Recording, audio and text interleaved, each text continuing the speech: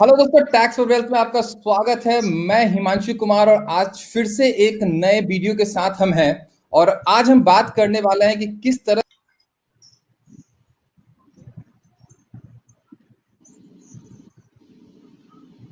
आई think Himanshu ji disconnect हो गए हैं। ओहो। He will be joining very any moment. तो सबसे इम्पोर्टेंट यही He है is back.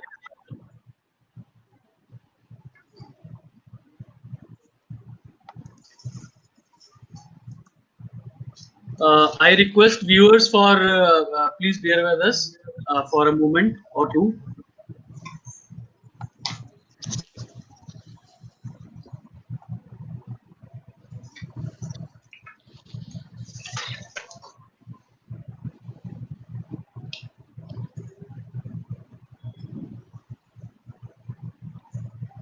Viewers, I think Himanshu ji is taking a bit long. So we have all the panelists here today on the program.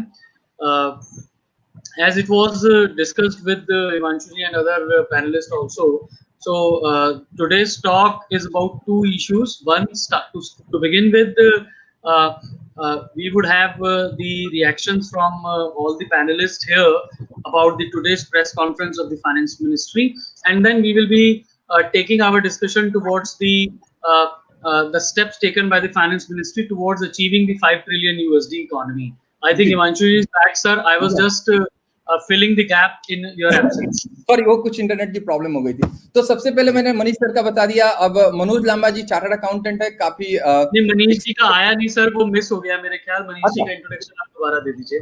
तो मनीष सिन्हा जी स्प्लाइसिस करके काफी बड़ी company है, उसके प्रेसिडेंट हैं। शुरू से यूएस में रहे हैं, लेकिन कह सकते हैं कि इंडियन ग्रोथ में पार्टिसिपेट करने के लिए ये वापस इंडिया आ गए और इंडिया में ही काम कर रहे हैं। और इंडिया में बहुत तरह के एनजीओ भी, एक बिहार पॉजिटिव करके एक मूवमेंट भी चला रहे हैं, जिसमें ये लोगों को एम्पावर कर रहे हैं कि किस तरह से आप सेल्फ अर्निंग कर सकते हैं। तो सेल्फ डेवलपमेंट पे भी काम कर रहे हैं और सप्लाई चेन मैनेजमेंट के काफी बड़े एक्सपर्ट हैं। बड़ी बड़ी कंपनियों के साथ इन्होंने काम कर रखा है। मनोज लांबा जी की अगर मैं बात करूं तो ये बाय प्रोफेशन चार्टर्ड अकाउंटेंट है, टैक्स एक्सपर्ट है और यमुनानगर एरिया के जो आईसीआई की विंग है उसके भी हेड रह चुके हैं। अगर रोहित सर की बात करूं तो रोहित सर का एक्सपीरियंस बैंकिंग सेक्टर में काफी अच्छा रहा है। ये आईआईटीएन है, आईआईएम है और एसेंचर जैसी कंपनी में कह सकते हैं कि टॉप लेवल पे रहे हैं और इनको बैंकिंग सेक्टर का काफी अच्छा एक्सपोजर है और इन्होंने इंडिया में काफी बैंक को टेक्नोलॉजिकली मतलब आप कह सकते हैं एस्टैब्लिश किए हैं। और राजेंद्र अरोड़ा जी जो कि हमारे जीएसटी एक्सपर्ट हैं और जीएसटी के मामले में मैं कह सकता हूं कि इंडिया के टॉप लोगों में हैं।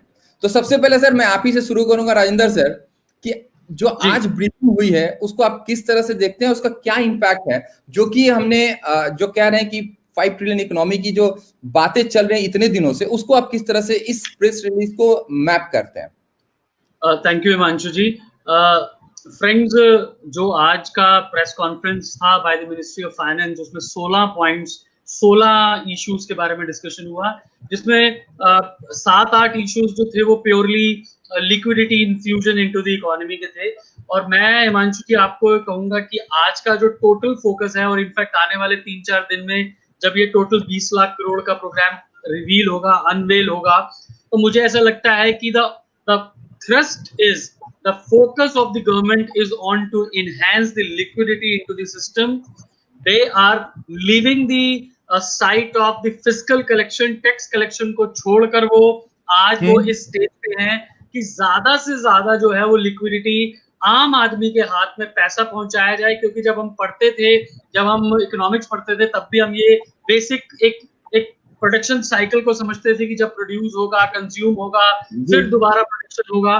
तो वो कंजम्पशन बेस्ड इकोनॉमी को, कंजम्पशन को मोटिवेट करने के लिए लिक्विडिटी को एनहांस किया जा रहा है। और मैं कहूंगा कि कहीं ना कहीं सरकार काफी हद तक इस बात में सफल हुई है। अगर मैं फटाफट आपको 2-3 बातें बताऊं, एमएसएमई जो मीडियम स्मॉल माइक्रो एंटरप्राइज जो है, हमारी जो लघु उद्योग है, छोटे मंझले उद्योग हैं, उनके ऊपर बहुत ज्यादा फोकस डाला गया है। 16 में से 6 इश्यूज उनके ऊपर हैं। उनकी डेफिनेशन तक को बदल दिया गया है, डेफिनेशन को लेके डेफिनेशन तक को बदल दिया गया है ताकि ऐसा फील ना हो कि जो एक लेवल पे मान लीजिए हम इन्वेस्टमेंट की बात करते हैं तो वहां पर वो 25 करोड़ की इन्वेस्टमेंट और 100 करोड़ रुपए का धंधा, तो वो कई लोग तो एमएसएमई में अपना टर्नओवर इसीलिए नहीं बढ़ाते थे कि अगर वो टर्नओवर बढ़ा लेंगे तो वो एमएसएमई के थ्रेशोल्ड से बाहर हो जाएंगे। तो इन सब चीजों को ध्यान रखते हुए, और क्या है सर, 40 करोड़ लोग हमारे जो वर्कर्स हैं जो कि अनऑर्गेनाइज सेक्टर में काम कर रहे हैं, वो इन एमएसएमई सेक्टर पर डिपेंडेंट थे हैं, और उनके हाथ में चाहे वो ईपीएफ को डेफर करने की बात हो, चाहे 12% से 10% की कंट्रीब्यूशन रेट की बात हो, चाहे 3 लाख करोड़ रुपए, 3 लाख करोड़ रुपया बहुत बड़ी बात होती है। हम लिखने में 3 लाख करोड़ रुपया लिखते हुए हम चार्टर्ड अकाउंटेंट्स को भी 2 बार सोचना पड़ता है कि कितनी जीरो आएंगी। 3 लाख करोड़ रुपया जो है वो एमएसएमई में लोन्स के रूप में बांटा जाएगा। 1 साल का मोरेटोरियम होगा, 4 साल में रीपे किया जाएगा। ब्याज के लिए अभी बहुत ज्यादा डिटेल क्लियर कट डायरेक्शंस अभी नहीं है, प्रेस रिलीज अभी नहीं है। तो मैं ये कहूंगा ओवरऑल देखा जाए तो कहीं ना कहीं सर जो make in India, self dependent India की बात थी, कल जो मोदी साहब ने अपने भाषण में कहा सेल्फ डिपेंडेंट इंडिया, उस लाइन में एमएसएमई को अगर हम ज्यादा मोटिवेट करेंगे, उसको हम कैपिटल इन्फ्यूजन करेंगे, उसको हम हैंड होल्डिंग करेंगे, तो वो जो make in India, self dependent India का जो हमारा जो एक डायरेक्शन है, मैं उस बात को कल मैं मतलब थोड़ा सा हट रहा हूं। उन्होंने कहा आपदा को अवसर में तब्दील करो, आपदा को अवसर में बदलो। तो एक्चुअली इस आपदा को उन्होंने अवसर में बदलने की कोशिश की, और ये जो मैं अभी टोटल नहीं कर पाया, लगभग आज जो है 5 से 7 लाख करोड़ रुपए की डिस्कशन आज हो चुकी है। Himanshu ji, this was my first reaction. Manoj sir, आपका क्या है टैक्स को लेके, और थोड़ा सा ओवरऑल ब्रीफ करें। जो आज की प्रेस रिलीज है और उससे पहले कल हमारे माननीय प्रधानमंत्री जी का जो मैसेज था वो था आत्मनिर्भर भारत जी, सेल्फ रिलायंट इंडिया जी। आज सेल्फ रिलायंट इंडिया तभी हो सकता है जब हमारे एमएसएमई स्ट्रॉन्ग होगी। एमएसएमई को स्ट्रॉन्ग करने के लिए, जैसे राजेंद्र अरोड़ा जी ने कहा, सारी प्रेस रिलीज का फोकस रहा है।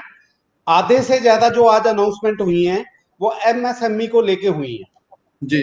जो कुछ और अनाउंसमेंट भी हुई हैं वो भी एमएसएमई के बेनिफिट के लिए ही हैं, ली गई है। दूसरी एक बड़ी बात कल मोदी जी ने जो कही हमारे लोकल ब्रांड को प्रमोट करने के लिए कि be local, buy local, be vocal for the local, जी। 3 बातें उन्होंने कल कही। वो क्या कह रही हैं कि जो हमारी छोटी इंडस्ट्री है उसका ब्रांड आज तक ग्लोबल लेवल पे नहीं पहुंच पाया जी। अब हम एमएसएमई को इतना स्ट्रॉन्ग कर देंगे, इतना ज्यादा स्ट्रेंथन कर देंगे लिक्विडिटी देके या और मेजर्स लेके कि वो अपने ब्रांड को ग्लोबल बना सके। उसी डायरेक्शंस में आज के कुछ बदलाव हुए हैं जी, जिसमें है सबसे बड़ा, जैसे अरोड़ा जी ने भी बताया कि एमएसएमई की डेफिनेशन को चेंज कर दिया गया है। एमएसएमई में पहले क्या था, इन्वेस्टमेंट बेस्ड डेफिनेशन थी जी। आज तक जो एमएसएमई की डेफिनेशन थी वो ये थी कि आपका प्लांट एंड मशीनरी और इक्विपमेंट में कितना इन्वेस्टमेंट है, उस बेस पे हम डिवाइड करते थे कि that enterprise is micro, small और मीडियम। आज उसमें टर्नओवर को भी जोड़ दिया है। ये बहुत इंपॉर्टेंट है। हाँ, बहुत ज्यादा इंपॉर्टेंट है, जिसमें उन्होंने कहा 5 करोड़ तक वाली यूनिट जो है माइक्रो होंगी, 50 करोड़ तक स्मॉल होंगी और 100 करोड़ की टर्नओवर तक मीडियम होंगी। और साथ ही साथ पहले क्या था, जो इन्वेस्टमेंट का क्राइटेरिया था वो मैन्युफैक्चरिंग इंडस्ट्री के लिए और सर्विस के लिए अलग अलग था। अब दोनों का डिस्टिंक्शन जो था वो खत्म कर दिया है। दोनों में इन्वेस्टमेंट के लिए एक सीमा होगी। माइक्रो के लिए 1 करोड़ रुपए हो गई है 25 लाख से, स्मॉल के लिए 5 करोड़ से 10 करोड़ हो गई है और मीडियम के लिए 10 करोड़ से 20 करोड़ हो गई है जी। तो आप देख सकते हैं कि एमएसएमई का दायरा क्या बढ़ गया है। अब 100 करोड़ की सेल करने वाली यूनिट भी एसएमई खिलाएगी। और पहले क्या करते थे लोग सर, इस बेनिफिट को लेने के लिए आपको पता है कि किस तरह से चीजें की जाती थी। तो ये एक अच्छा पहल है कि कम से कम उसको एक्यूमुलेट किया जाएगा। खैर, मैं आपके फिर से आऊंगा लंबा सर। मनीष सर, मुझे एक चीज बताएं कि आज ना एक जो सबसे इंपॉर्टेंट बात चल रही है सप्लाई चेन मैनेजमेंट। इंडिया में मुझे लगता है कि जितनी भी लोकल कंपनी है उनके साथ जो सबसे बड़ा चैलेंज है सप्लाई चेन मैनेजमेंट को लेके। माल तो बन जाता है बिकने में दिक्कत है या आपको एक पार्टी पे डिपेंडेंट रहना पड़ता है, जब तक ये ओपन मार्केट चाइना की तरह नहीं प्रोवाइड किया जाएगा, कि अगर आप चाइना की छोटी से छोटी कंपनी को भी देखें तो न्यूयॉर्क तक अपना माल भेजते हैं, इतना स्ट्रांग, ठीक है उसमें अलीबाबा का जो भी कंट्रीब्यूशन है, लेकिन कहीं ना कहीं गवर्नमेंट ने सप्लाई चेन मैनेजमेंट पे काम किया होगा, तभी छोटी कंपनी उस लेवल पे जाके आज सप्लाई कर पा रही। तो जो सप्लाई चेन मैनेजमेंट का जो आपका पार्ट भी है, आपको लगता है कि इतने बड़े लेवल पे सप्लाई चेन मैनेजमेंट को हम मैनेज कर पाएंगे कि जो हमारी इकोनॉमी को उतना आगे लेके जाए? धन्यवाद हिमांशु। मैं ये कहना चाहूंगा कि सप्लाई चेन का जो विश्व स्तर में जो भी सप्लाई चेन, जो भी ऑप्टिमाइजेशन होता है, जो भी टेक्नोलॉजी है, प्रधानमंत्री जी ने एक बहुत अच्छी बात बोली थी कि टेक्नोलॉजी के माध्यम से हम लोग सप्लाई चेन को स्ट्रेंथन करेंगे जी। और ये टेक्नोलॉजी के पीछे भारतीय दिमाग, भारतीय ब्रेन पूरे वर्ल्ड में काम कर रहा है। तो अगर आप देखेंगे तो ग्लोबल सप्लाई चेन को भारतीय दिमाग भी बहुत बहुत हाई लेवल तक चला रहा है जी। और ये भारतीय जो टेक्नोक्रेट्स हैं, आईटी इंडस्ट्री के लोग हैं, अगर ये विश्व के कंपनीज को के सप्लाई चेन को ऑप्टिमाइज कर सकते हैं और सुधार सकते हैं तो अपने देश को भी सुधार सकते हैं। तो दिक्कत ये है, दिक्कत तो ये कि सब लोग कैलिफोर्निया जाना चाहता है, इंडिया में तो कोई रहना ही नहीं चाहता है। तो वो एक, इसलिए मुझे ये लगता है हिमांशु जी की एक बहुत बड़ा बदलाव आ रहा है, एक बहुत बड़ा सोच की बदलाव आ रही है और इस पैंडेमिक के बाद एक नया सोच इमर्ज कर रहा है भारत के अंदर कि अगर हम लोग ये पैंडेमिक को बाकी देशों, जो विश्व के जो बेस्ट देशों हैं, जो सबसे वेस्टर्नाइज देश है, जो एडवांस देश है, उससे अच्छा अगर हम लोग इसको कंट्रोल कर सकते हैं तो ये हमें कॉन्फिडेंस देता है कि हम कुछ भी अच्छा कर सकते हैं, हम बाकी देशों से कुछ भी अच्छा काम कर सकते हैं।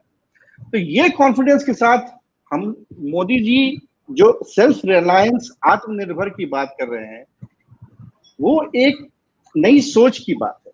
मुझे लगता है एक बहुत बड़ी नई सोच है जिसमें आपका आत्मविश्वास बढ़ेगा कि मैं अपने आसपास की चीजों को कंज्यूम करूं और तभी कंज्यूम करूं जब वो विश्व स्तर का सामान बने।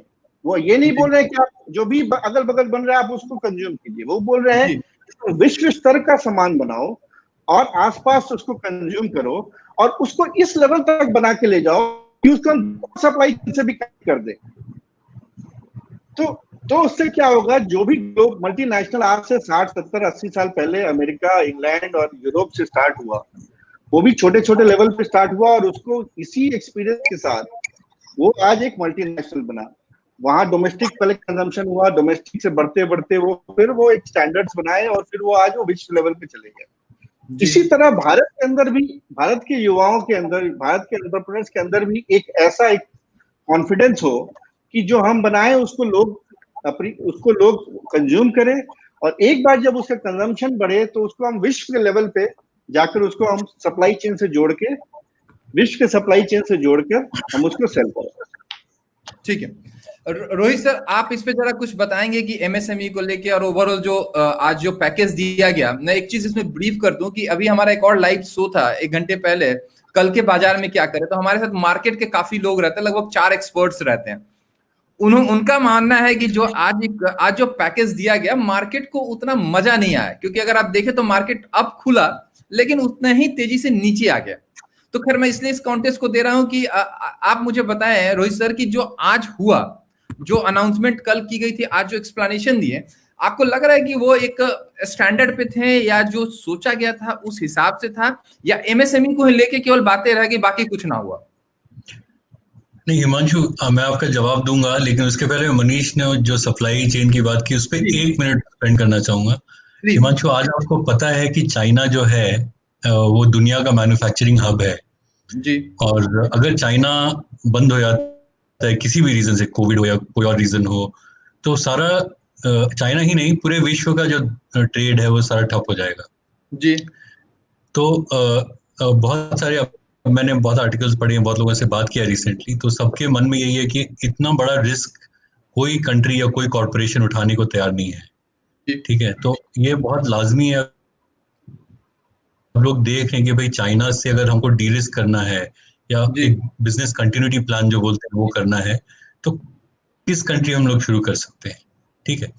तो इंडिया ऑब्वियसली, अगर आप 4 कंट्रीज का नाम लें as a competition to China, तो इंडिया डेफिनेटली उसमें आता है जी। और अभी आपने एक आर्टिकल पढ़ा होगा कुछ 4-5 दिन पहले ब्लूमबर्ग में आया था कि इंडियन गवर्नमेंट ने 1000 कंपनीज को पिच किया है जो कि कंसिडर कर रही है एक्टिवली कि हम चाइना से अपना बेस पूरा का पूरा नहीं तो कुछ कंपोनेंट, कुछ पार्ट मूव करें। तो 1000 कंपनीज के साथ हम आज बात कर रहे हैं और ऐसा नहीं कि हम रैंडमली 1000 कंपनी से बात कर रहे हैं, हम उन्हीं कंपनी से बात कर रहे हैं जो ऐसे सेक्टर में है जहां हम एडवांटेज दे सकते हैं उनको, जैसे ऑटो पार्ट्स हो गया, टेक्नोलॉजी हो गया, या आपका फार्मा हो गया, ठीक है, आईटी सर्विसेज हो गया। सो ये सब बहुत स्ट्रेटेजिक, जैसे मनीष ने बोला, मोदी जी का जो विजन है वो बहुत स्ट्रेटेजिक है और बहुत टाइमली है। और एक आपने पढ़ा कि no crisis is a bad crisis, हर एक क्राइसिस, जैसे बोलते हैं every cloud has a silver lining. तो मैं सहमत हूँ कि भाई ये एक अपॉर्चुनिटी है रादर देन अ ट्रेजेडी। और जो मोदी जी ने कल कच्छ की बात की वो मुझे बहुत ही लगी, बहुत ही रेलेवेंट लगी। जब कच्छ में भूकंप आया तो सारा जितने बिल्डिंग्स थे, जितनी चीजें थी, सब तहस नहस हो गई, एकदम रबल हो गया। और मोदी जी ने जैसे बोला कि हमने उसको एज ए चैलेंज दिया कि भाई उसको हम जल्दी से जल्दी रीबिल्ड करें ताकि लोग जो अपना पुराना पहले काम कर रहे थे, जो जीविका जी रहे थे, वो जल्दी से जल्दी वापस आए। तो आज कई महीने में वो एक मेटाफर के जैसा भी हम यूज कर सकते हैं और जो आज हो रहा है, जो कल हुआ, मोदी जी ने बोला, वो बिल्कुल सही डायरेक्शन में है। और एक मिनट और लेना चाहूंगा हिमांशु, जो इंडिया, अगर आप देखिए तो ईज ऑफ डूइंग बिजनेस करके जो एक पैरामीटर जो ग्लोबली यूज होता है, मैं देख रहा था, हालांकि पहले भी देखा था बट मैं थोड़ा प्रिपेयर कर रहा था, तो 2014 में आपको पता है 190 कंट्रीज में इंडिया का रैंक 128 था जी। और 5 साल के अंदर वो 128 से 55 पे आ गया, अभी मेरे ख्याल से 63 पे आ गया है।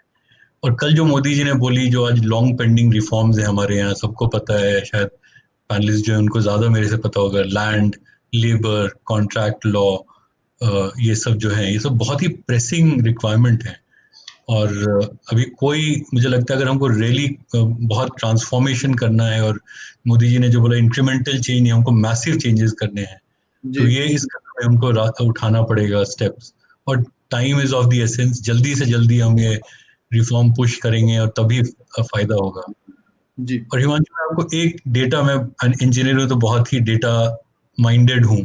अगर मैं आपसे पूछूं कि 2000 में आपको पता है इंडिया का जीडीपी कितना था डॉलर यूएस में, तो आप बता पाएंगे क्या? नहीं, मुझे याद नहीं है सर।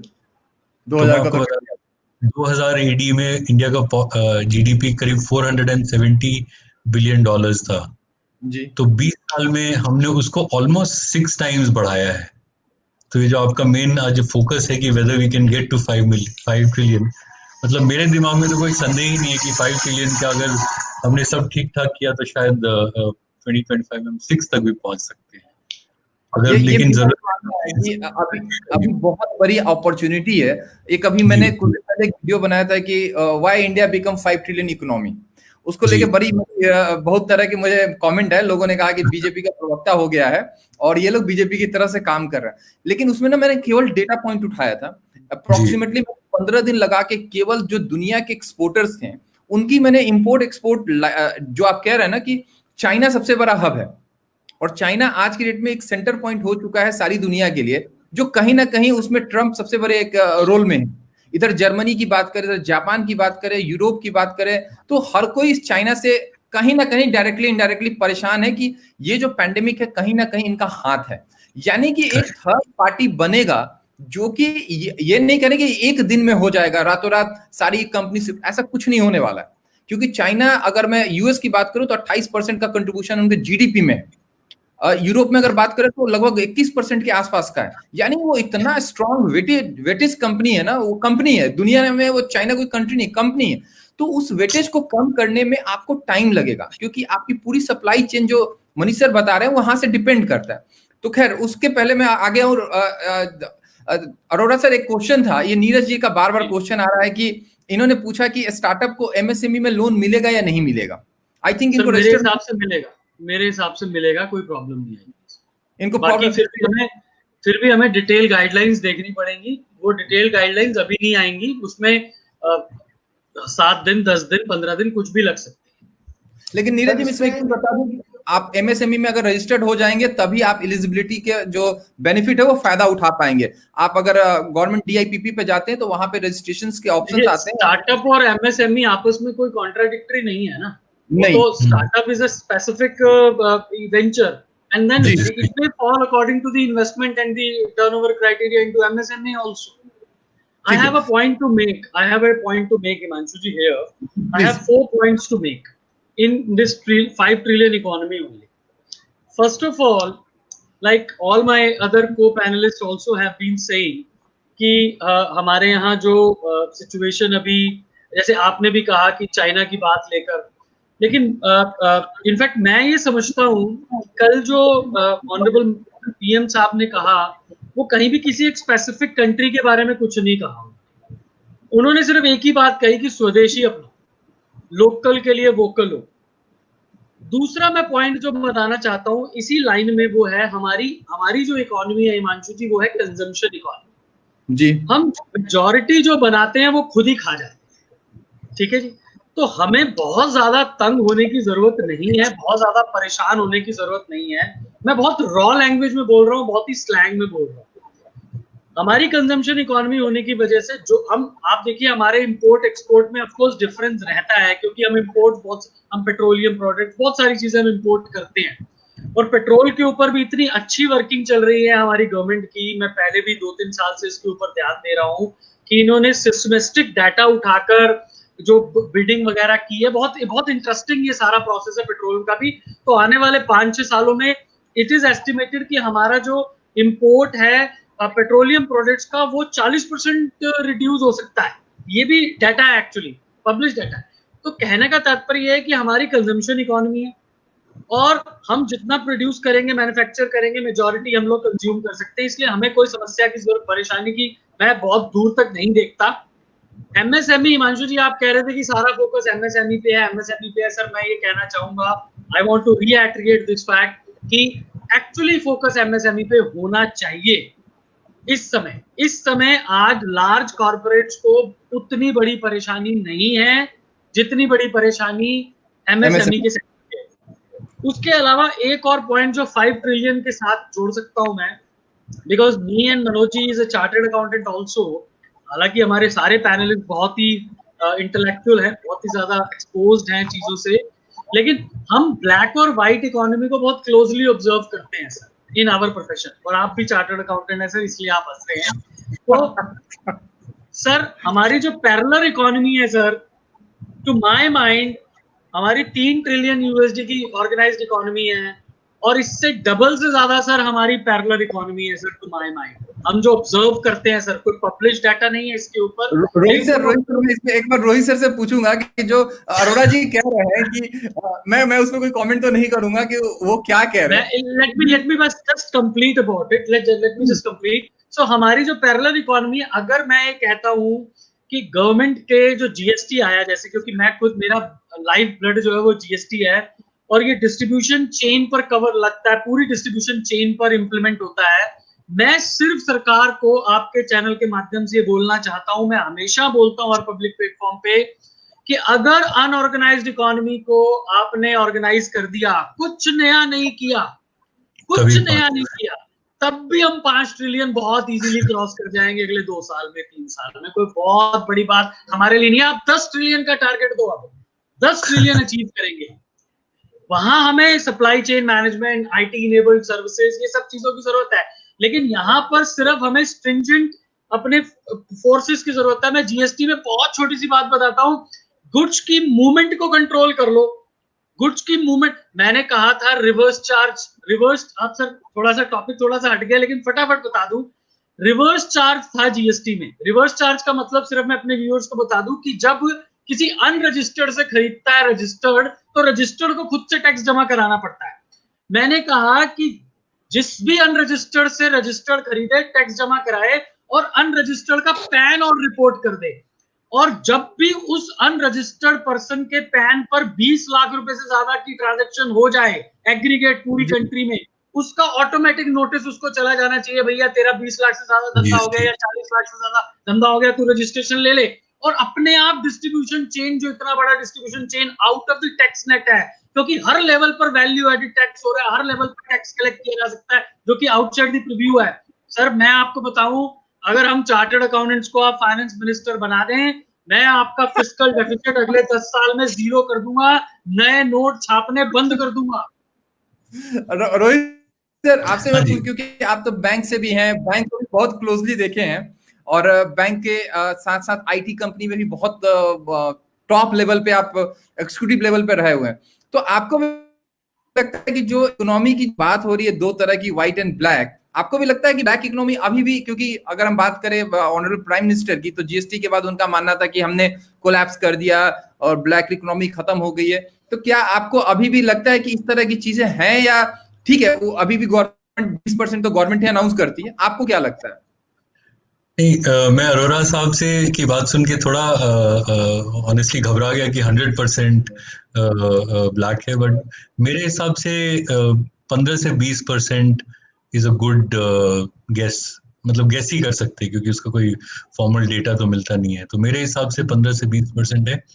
बट अगर आप ट्रेंड देखोगे तो जीएसटी हो गया, या थोड़ा बहुत टैक्स कंप्लायंस भी बेटर हो गया है, आप रियल एस्टेट ट्रांजैक्शन भी देखो तो उसमें अभी ज्यादातर जो पहले कैश कंपोनेंट ज्यादा होता था वो कम हो रहा है, तो मेरे हिसाब से over a period of time वो और कम होता जाएगा। और वही मैं आपको बता रहा था कि जैसे अभी हम 3 ट्रिलियन माने, और इवन इफ यू अज्यूम कि 20% शैडो है, तो इट कम्स टू 3.6 ट्रिलियन, और 3.6 ट्रिलियन से 5 ट्रिलियन पहुंचना 4 या 5 साल में, मतलब इसमें अगर 10% से भी ग्रो करें तो आराम से हम 5 ट्रिलियन तक पहुंच जाएंगे। और मुझे लगता है कि आगे वाले सालों में ये फॉर्मलाइजेशन, ट्रांसपेरेंसी, टैक्स कंप्लायंस कहीं ज्यादा होने वाला है। और हिमांशु, एक मैं आपको डेटा और देना चाहता हूँ, आपको पता होगा शायद, आज ही मैं देख रहा था, तो मैं सबको पता है कि 2.5% इंडियंस ही सिर्फ इनकम टैक्स पे करते हैं, यानी करीब 5 करोड़ लोग। आपको ये पता है कि टॉप 4% जो टैक्स पेयर्स हैं इंडिया में, individuals, they contribute to 60% of the total taxes. हाँ, मुझे पता है। ये गैप जो है ये इनएक्सप्लिकेबल है for a country of our size. ठीक है, 20 साल पहले हम मान सकते थे, बट आज आप देखिए कितना अफ्लुएंस है, कितना ऑपुलेंस है, कितना हाई लग्जरी अपार्टमेंट्स या लग्जरी कार्स सड़कों पे देखेंगे, तो ये मानना ही मुझे बहुत मुश्किल होता है कि इतने कम लोग इतना टैक्स पे करते हैं। ठीक है मनीष सर, आप मुझे बताएं कि जो सप्लाई चेन की बात हो रही है, क्योंकि 5 ट्रिलियन कहना आसान है, उसके लिए बहुत स्ट्रॉन्ग इंफ्रास्ट्रक्चर, कम्युनिकेशन, आईटी, उसके अलावा बहुत तरह की और रिक्वायरमेंट है। आईटी तो एक बहुत ही मेजर रोल है। अगर चाइना को देखें तो चाइना अगर आज आगे बढ़ रहा है, नो डाउट कि उनके पास इंफ्रा जो सिस्टम था उसको भी उन्होंने बहुत रैपिडली ग्रोथ किया, इसमें कोई डाउट नहीं। आप अलीबाबा के स्ट्रक्चर्स को देखते हैं तो वन ऑफ द फाइनेस्ट। उसके अलावा ऐसी बहुत वहां बड़ी बड़ी जाइंट कंपनी है जो कि आईटी स्ट्रक्चर पे काम कर रही है। तो आपको लगता है कि ये 5 ट्रिलियन के लिए क्या सप्लाई चेन मैनेजमेंट को किस लेवल तक लेके जाना होगा और उसमें क्या क्या हो सकता है? हिमांशु, मैं पहले ही बोला कि ये आईटी इंफ्रास्ट्रक्चर आप देखिए, अगर आप किसी भी आईटी कंपनी में इस देश में काम कर रहे हैं तो उनका बड़े बड़े आईटी कंपनी, उनके जो बढ़िया क्लाइंट्स हैं वो सब बाहर के हैं, वो यूएस के हैं, यूरोप के हैं, और वो लोग टेक्नोलॉजिकली वो लोग बहुत एडवांस हैं। तो हमारे लोग वहां जाकर काम करके वहां से वापस आकर, उन लोगों को टेक्निकल नोहाउ है। और ये जो 4th इंडस्ट्रियल रिवॉल्यूशन है जिसमें आर्टिफिशियल इंटेलिजेंस और ब्लॉकचेन और ये सब टेक्नोलॉजी का जो उपयोग है और आईटी ओटी इंटीग्रेशन जो हो रहा है, इसमें भारत को एक बहुत बड़ा एडवांटेज है। ये एडवांटेज बहुत कम देशों में है। इसको हम लोग को डेफिनेटली लिवरेज करना चाहिए। और कैसे लिवरेज करना चाहिए, कहीं ना कहीं मैं बहुत दिन से इस बात को सोच रहा था कि कब वो मौका आएगा जब ये वर्ल्ड रीबूट हो सकता है, रिकैलिब्रेट हो सकता है। क्योंकि अभी ट्रिलियन, अगर आप जीडीपी में देखिएगा तो भारत 3 ट्रिलियन के आसपास है, यूएस 15-16 ट्रिलियन के आसपास, राइट, चाइना 11-12 के आसपास। तो ये अगर भारत को नंबर 1 नंबर 2 पे जाना है तो ये गैप बहुत बड़ा है। और अगर आप लीनियर ग्रोथ देखेंगे 4%, 6%, 7%, तो वहां तक पहुंचने में बहुत टाइम लग जाएगा। तो मुझे लगता है हाँ, वो अगर उनका ग्रोथ रेट अगर कम हो जाए और भारत का ग्रोथ रेट बहुत ज्यादा हो जाए, तब हम लोग शायद उनको काफी सालों में पकड़ पाए। बट मुझे लगता है ये जो पैंडेमिक हुआ है, ये जो पूरा कोविड-19 सिचुएशन, ये एक बार वर्ल्ड को ना रिकैलिब्रेट कर दिया, रीबूट कर दिया है थिंकिंग वाइज। अब भारत के लोगों को ये भी सोचना चाहिए कि हम एक्सपोनेंशियल ग्रोथ की बात करें, हम कैसे $15 ट्रिलियन इकोनॉमी तक पहुंचे। 5 ट्रिलियन इकोनॉमी तो बस एक पड़ाव है, जो कि हम नेक्स्ट 2 साल 3 साल में पहुंच सकते हैं, बट हम 15 तक कैसे पहुंचे, हम 20 तक कैसे पहुंचे, हम विश्व गुरु कैसे बने, उसकी बात। बिकॉज भारत हमेशा से विश्व गुरु रहा है। अंग्रेज आने के पहले Bharat 30% of the world GDP था। हम लोग को उस लेवल पे सोचना होगा। जब तक उस लेवल पे नहीं सोचेंगे तब तक हम लोग वहां पहुंचेंगे नहीं। और प्रधानमंत्री जी का कल जो भाषण था वो बेसिकली उसी को हिंट कर रहा था कि आप अपने आत्मविश्वास को जगाइए, आप अपने सोचने के स्तर को बढ़ाइए। और उसके लिए सरकार इतने सारे जो भी आज ऐलान हुआ एमएसएमई का, मैं खुद एक आईटी कंपनी चलाता हूं, तो ये जो लिक्विडिटी की जो बात है इससे मैं काफी संतुष्ट हूँ। नॉन कोलैटरल लोन्स या देखिए, अगर आप एमएसएमई के डेफिनेशन को अगर आप चेंज कर रहे हैं, एक तरीका तो ये होता है कि लोग, एक सोचने का तरीका ये हो सकता है कि लोग एमएसएमई में रहना चाहते हैं, राइट, इसलिए वो लोग आगे नहीं बढ़ रहे हैं। बस सोचिए, सरकार बोल रहा है कि आप अपना डेफिनेशन बढ़ा दीजिए। जो आज 10 लाख था वो 1 करोड़ है। मतलब मेरा सोचने का लेवल बढ़ गया। हर एक भारतीय को अपने सोचने का लेवल बढ़ाना पड़ेगा, हर एक भारतीय को रिस्क लेने की एबिलिटी को बढ़ाना पड़ेगा। और सरकार ये बोल रहा है कि हम तैयार हैं आपके लिए, आप लोग आगे बढ़िए। ठीक है मनोज सर, जरा मुझे एक बार बताएंगे क्या इनकम टैक्स में भी बहुत चेंजेस हुए हैं, उसको एक बार जरा ब्रीफ करेंगे कि क्या है। और रोहित सर, आपके लिए क्वेश्चन में लेके आऊंगा। अभिनव पाठक जी का क्वेश्चन आप पढ़ चुके होंगे, मैं क्वेश्चन का आंसर आपसे लेने आऊंगा। सर, जहां तक इनकम टैक्स की बात है, इनकम टैक्स में 7 चेंजेस आए हैं आज जी। 7 चेंजेस हैज अनाउंस्ड। फर्स्ट तो ये है कि आपको मालूम है कि बहुत सारी चीजों पे टीडीएस और टीसीएस के प्रोविजन थे जी। सैलरी को छोड़ के बाकी सभी जगह जितने भी नॉन सैलरी वाले सेक्शन थे, चाहे कॉन्ट्रैक्ट पेमेंट, चाहे रेंट, चाहे प्रोफेशनल फीस, चाहे इंटरेस्ट, चाहे कुछ और, या टीसीएस के प्रोविजन थे, जो भी उनकी रेट थी उसमें 25% की रिडक्शन हो गई है। 10% अगर टैक्स कटता था तो अब कल से ही ये एप्लीकेबल है, 25% कम कटेगा, मतलब 7.5% कटेगा। 5 कटता था तो 3.75 कटेगा। ठीक है। दूसरी चीज, जितने भी पेंडिंग रिफंड्स हैं, जितने भी पेंडिंग, पहले तो 5 लाख रुपए तक का एक नोटिफिकेशन आया था कि 5 लाख रुपए तक के हर रिफंड रिलीज कर दिए जाए। अब गवर्नमेंट ने कहा जितने इनकम टैक्स पेंडिंग रिफंड हैं आज तक के, चाहे वो इंडिविजुअल के हैं, चाहे वो चैरिटेबल इंस्टीट्यूशंस के हैं, चाहे वो फर्म्स के हैं, चाहे वो एलएलपी के हैं, चाहे वो कोऑपरेटिव्स के हैं, वो हम इमीडिएटली रिलीज कर रहे हैं।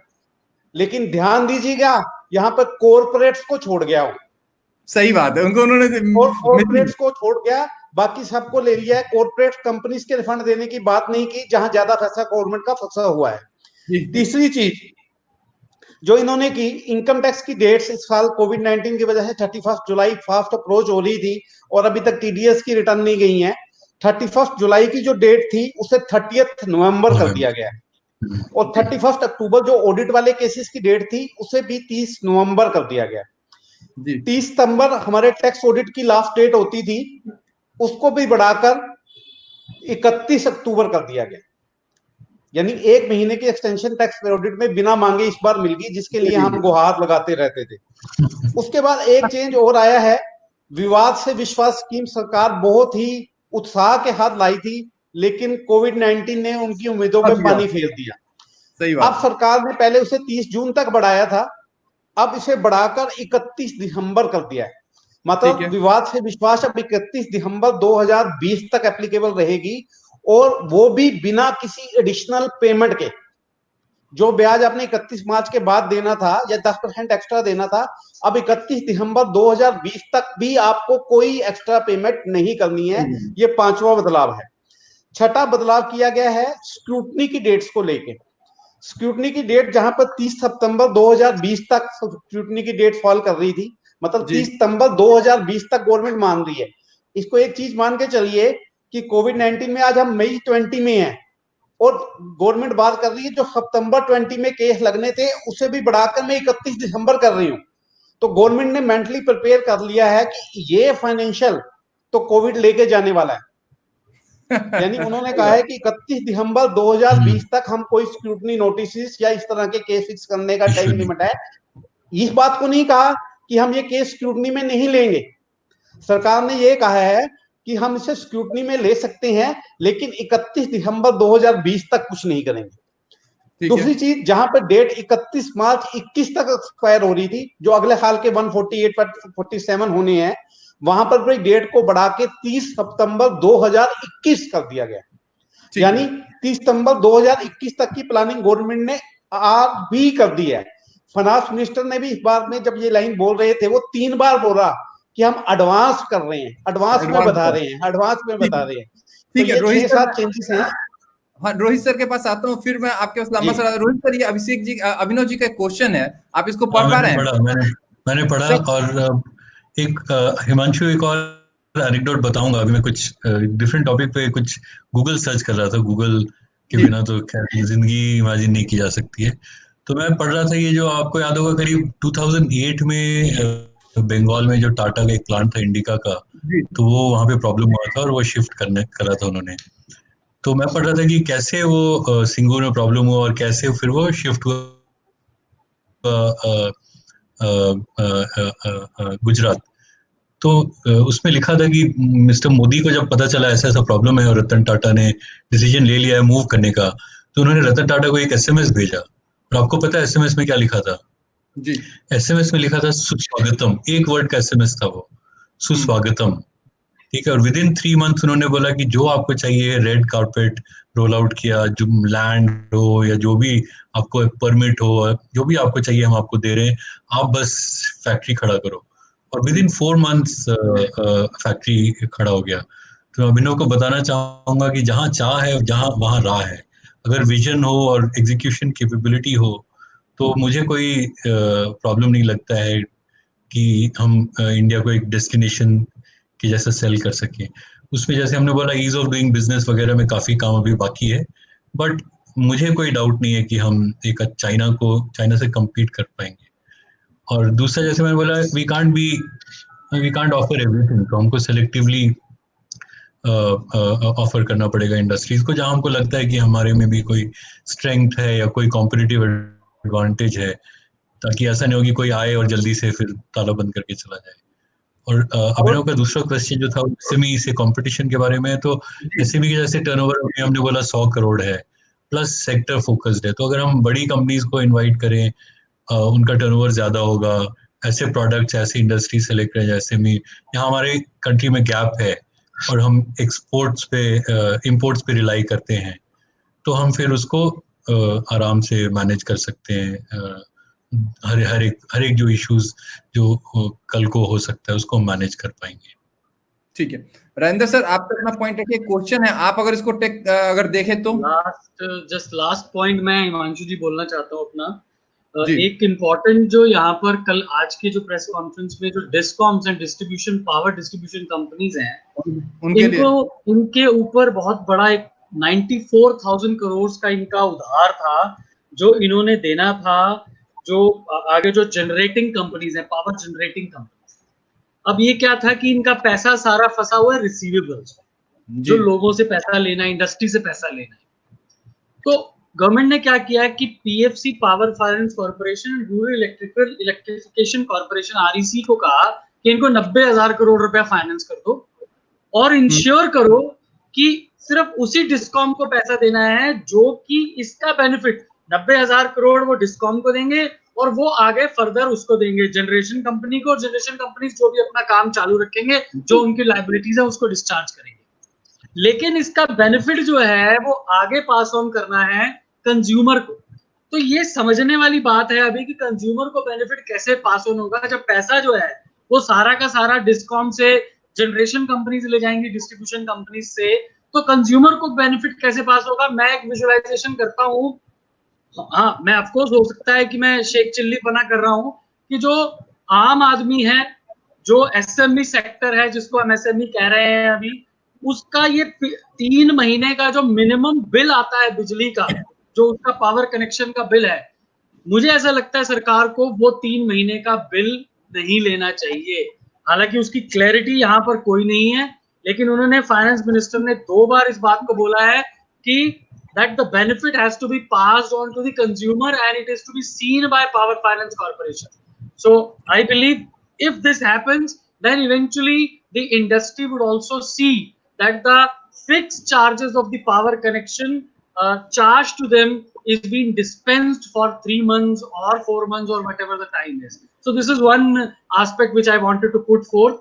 क्वेश्चन कौन सा आप कह रहे थे हिमांशु जी? देखिए sir, scheme without collateral security loan are also available but still they are not disburse और sanction without kickbacks, so this is the harsh reality.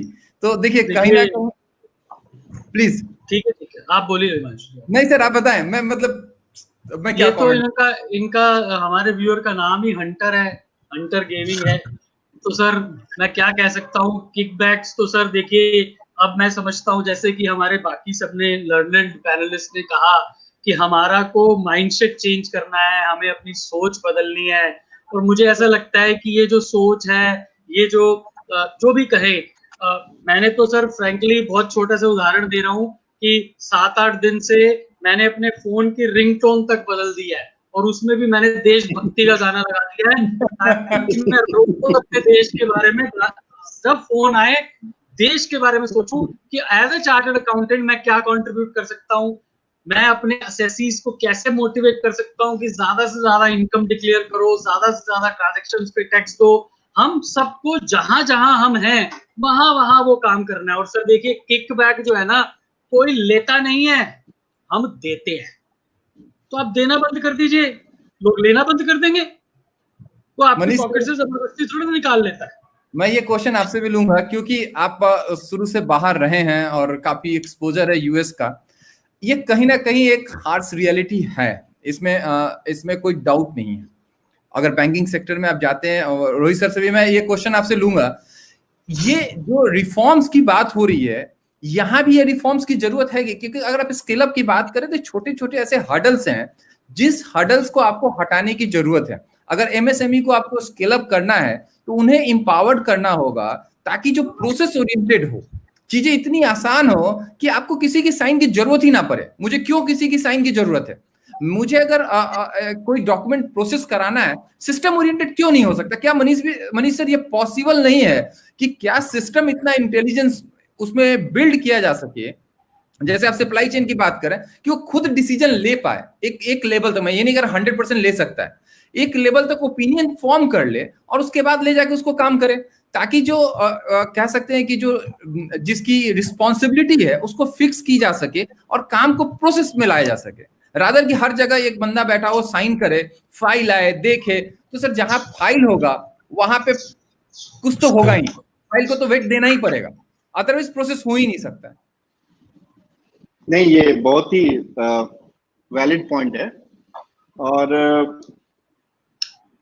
मुझे लगता है ऐसा कि करप्शन जो है, करप्शन हटाना मुद्दा नहीं होना चाहिए, सिस्टम क्रिएट करना मुद्दा होना चाहिए। क्योंकि कल अगर आप मोदी जी के का भी सुनेंगे, एक पिलर का ये भी था सिस्टम क्रिएशन। अगर सिस्टम स्ट्रांग हो और ट्रांसपेरेंट हो तो करप्शन अपने आप खत्म हो जाएगा या कम हो जाएगा। और अगर आप टेक्नोलॉजी की बात करें तो बहुत सारे कंपनीज वर्ल्ड ओवर अब सिस्टम इतना स्ट्रांग बना दिए हैं कि उसको वो लोग बोलते हैं इडियट प्रूफिंग द सिस्टम। मतलब कोई भी इडियट भी बैठ के उस सिस्टम चला सकता है। सिस्टम में इतना पावर है कि वो कोई भी बैठेगा वो चला देगा, उसके पास ज्यादा पावर नहीं है जो चला रहा है, राइट। आर्टिफिशियल इंटेलिजेंस जो है वो जो इस वर्ल्ड को टेक ओवर कर रहा है धीरे धीरे, उसमें बहुत सारा शक्ति ऐसा है कि जो एक ह्यूमन माइंड कर सकता है कॉग्निटिव लेवल पे, उसको वो कर सकता है। तो अगर सरकार सिस्टम जैसे जैसे स्ट्रांग करेगा और आर्टिफिशियल इंटेलिजेंस का प्रयोग होगा तो बहुत सारे ऐसे डिसीजन हैं जो कि लॉजिकल है, सिक्वेंशियल है। ये आर्टिफिशियल इंटेलिजेंस के रोबोट्स या मशीन रोबोट्स अपने आप करते जाएंगे और करप्शन कम होते जाएगा। करप्शन हमेशा से रहा है, बट अच्छी बात यह है करप्शन धीरे धीरे कम हो रहा है, या जो भी है वो काफी सोसाइटी में सोशल मीडिया के चलते और अदर मीडिया के चलते वो बाहर आ जाता है। तो इसको अगर हम लोग पॉजिटिवली देखें तो टेक्नोलॉजी के प्रयोग से और मीडिया के प्रयोग से हम लोग करप्शन को कंट्रोल कर सकते हैं, सिस्टम को स्ट्रेंथन कर सकते हैं, सिस्टम को ट्रांसपेरेंट कर सकते हैं। ठीक है रोहित सर, मुझे एक बात बताएं, तो आप तो बैंकिंग का आपको बहुत स्ट्रॉन्ग मतलब यहाँ पे कह सकता हूँ कि सबसे ज्यादा अगर किसी को बैंकिंग के इंटरनल सिस्टम का एक्सपीरियंस है तो वो आपके पास है। ऑलरेडी आपने कुछ बैंकिंग को इंडिया में स्टैब्लिश भी किया है, तो आपको नहीं लगता है कि ये जो इश्यू है ये बहुत बड़ा इश्यू नहीं है कि इसको इश्यू बना के रखा गया है कि दुकान चलती रहे? नहीं हिमांशु, बिल्कुल ठीक कर रहे हो। ऐसा नहीं कि सोल्यूशन अवेलेबल नहीं है। मतलब कई बैंक्स हैं वर्ल्ड में या इवन इंडिया में जो आज एमएसएमई लोन्स को विद इन आवर्स सैंक्शन करके डिसबर्स कर सकते हैं। और अगर आप जो डेटा देखो तो आपको क्रेडिट डिसीजन लेने के लिए क्या चाहिए, उसका केवाईसी चाहिए, उसका बैंक स्टेटमेंट चाहिए, उसका फाइनेंशियल स्टेटमेंट चाहिए। आज अगर बैंक चाहे तो जो भी सिस्टम से कनेक्ट कर सकते हो, वो इनकम टैक्स डिपार्टमेंट हो, चाहे कोई बैंक हो, चाहे आधार हो या कोई भी हो, एनएसडीएल हो, मतलब विद इन सेकेंड्स आप डेटा पुल कर सकते हैं कहीं से भी।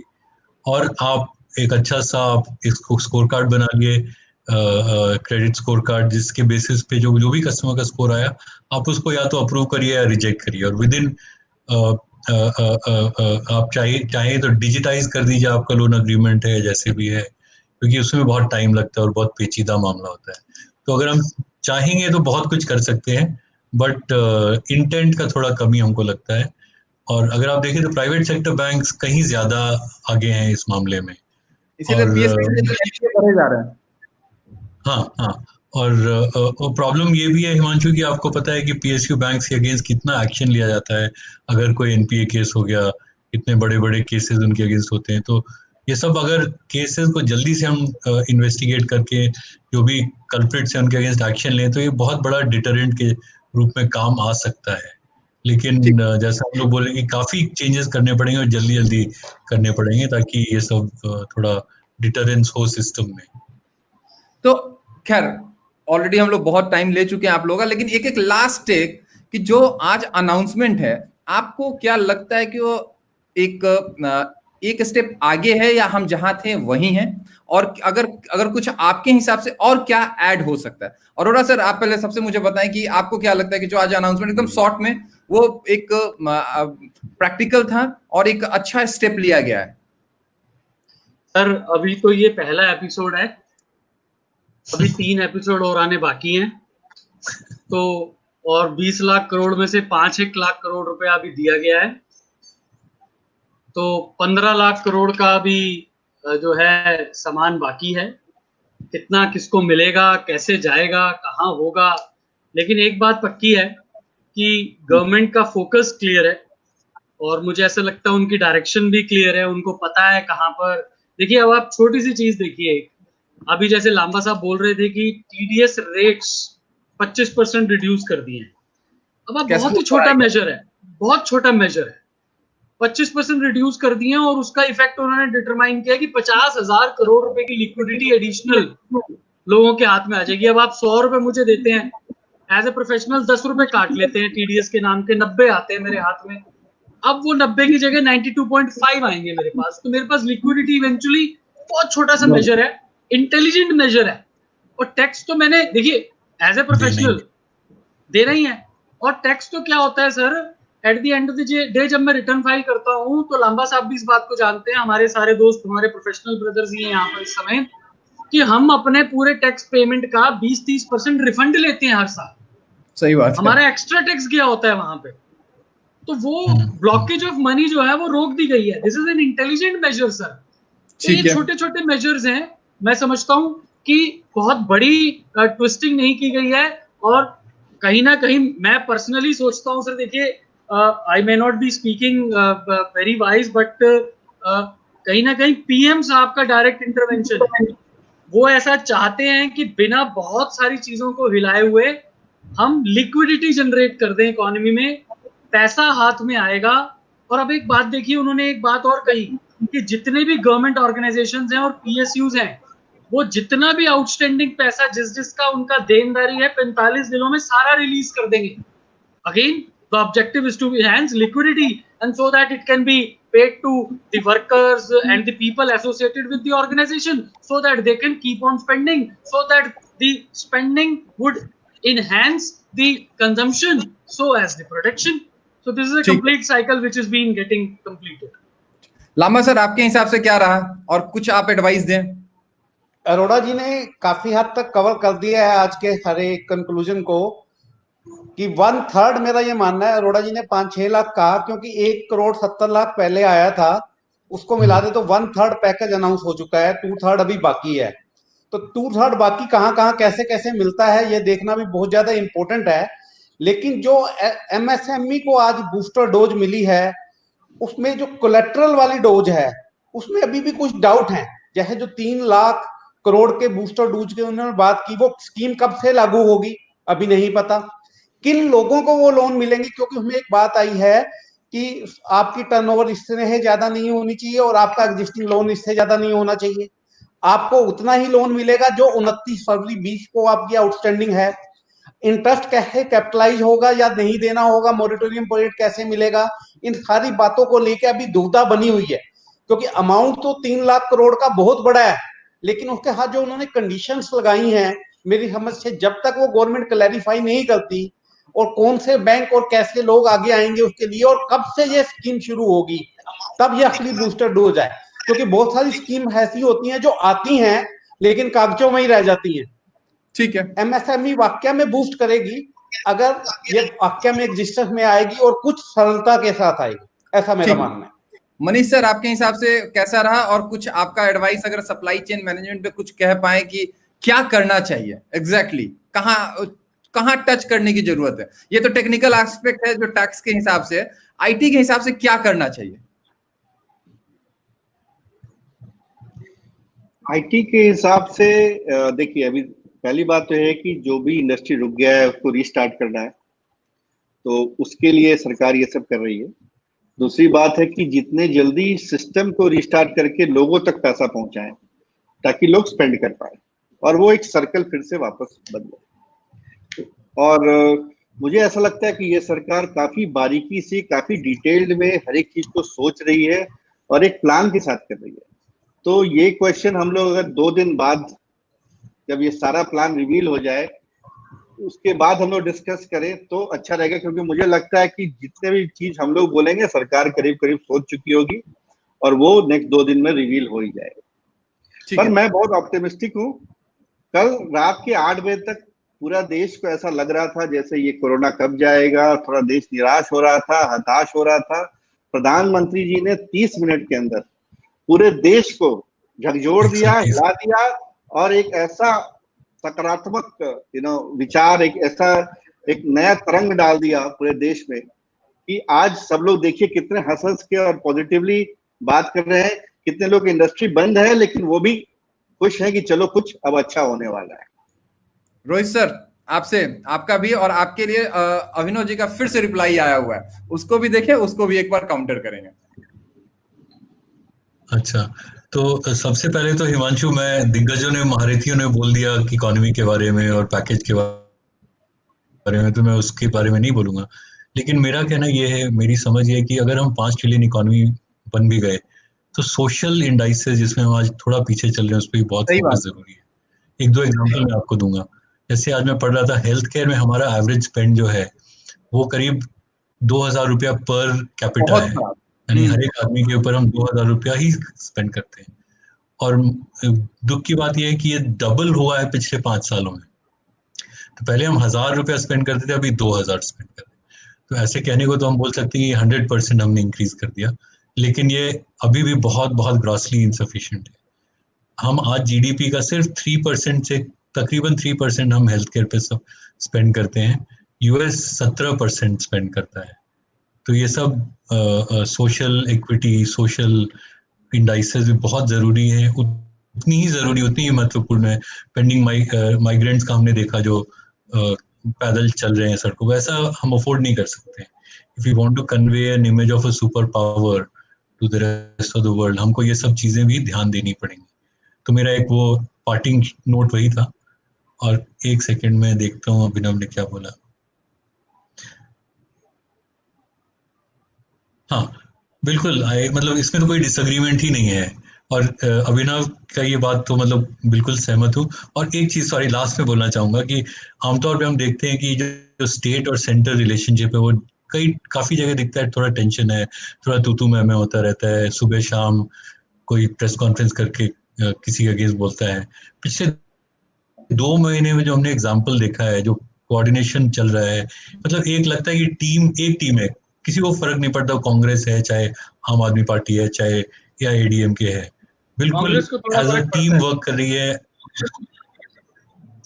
हाँ चलिए थोड़ा एक्सेप्शन हम लोग हैंडल कर सकते हैं, बट कहने का मतलब ये कि ऐसा अगर हम लोग टीम वर्क देखें, कोलैबोरेशन देखें, कोहेजन देखें, तो कोई प्रॉब्लम मुझे नहीं लगता है, चाहे कितना मैग्नीट्यूड भी हो, जो हम लोग as a political team, as a political army हम लोग हैंडल नहीं कर पाए। तो ये बहुत बहुत ही पॉजिटिव चीज है।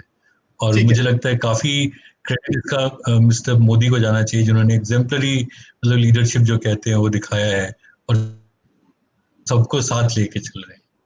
और हिमांशु जी रोहित बस लास्ट जस्ट क्वेश्चन कि आप मुंबई में हैं, अरोड़ा सर मैं आ रहा हूँ आपके पास, कि मुंबई में है, आई होप सो कि सब कुछ ठीक हो, वहां पे आप लोग भी सकुशल हो, और मुंबई की हालत ठीक नहीं है जिस तरह से न्यूज आते हैं। आई थिंक अभी सबसे ज्यादा अगर कोई एपिक सेंटर है तो मुंबई ही है। बिल्कुल बिल्कुल। और एक्चुअली हिमांशु आप देखोगे तो मुंबई का प्रॉब्लम भी वही है।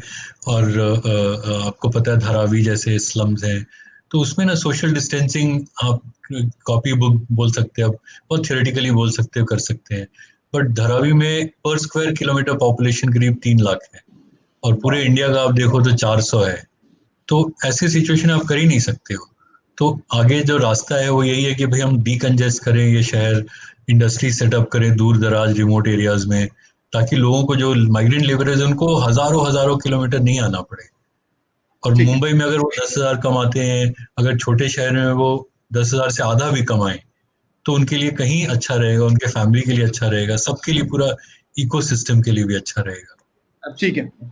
और अरोड़ा सर छोटा में खत्म करें बस क्योंकि 30 हम सेकंड में जैसे अभी रोहित जी बता रहे थे मोदी जी को क्रेडिट जाता है। मैं हमेशा बोलता हूँ, अपने पर्सनल सर्कल में भी बोलता हूँ कि मैं समझता हूँ कि देश इस समय बड़ा भाग्यशाली है कि इस समस्या के समय में हमें एक ऐसा नेता मिला हुआ है जो कि हमारे हमारे दिल दिमाग हमारे हमारे व्यवहार तक को सबको समझता है। और इंटरेस्टिंगली जब मैं लोगों से सुनता हूँ, आम तौर पे बात सुनता हूँ, तो वो मोदी जी की जो भी कही हुई बात है उसको मानते हैं। और आप ये मानिए सर, आप इंडिया को अमेरिका से कंपेयर कीजिए, दोनों के लीडर्स को कंपेयर कीजिए, अमेरिका कितनी बड़ी सुपर पावर है और आज उसका जो हाल है, उसके रेजिडेंट्स, उसके सिटीजन्स कहते हैं कि that is largely because of the leadership, poor leadership. और आज जो हमारा हाल है, इतनी बड़ी population, 3 lakh square kilometre, 3 lakh person पर स्क्वायर किलोमीटर वाली पॉपुलेशन भी है हमारे यहाँ। और आज जो हमारा हाल है, that is again largely due to the effective visionary leadership of the country. सही बात है सर। बहुत बहुत धन्यवाद Rohit sir, Manish sir, Lamba sir और राजेंद्र सर की आप लोगों ने 1 घंटा टाइम निकाला, उसके लिए हम लोग आपको बहुत बहुत थैंक बोलते हैं। और टैक्स फॉर वेल्थ की टीम की तरफ से हम लोग आपके लिए बहुत बहुत धन्यवाद है कि आप लोगों ने हमारे लिए टाइम निकाला और आज हमारे साथ लाइव हुए। Sir thank you, thanks lot.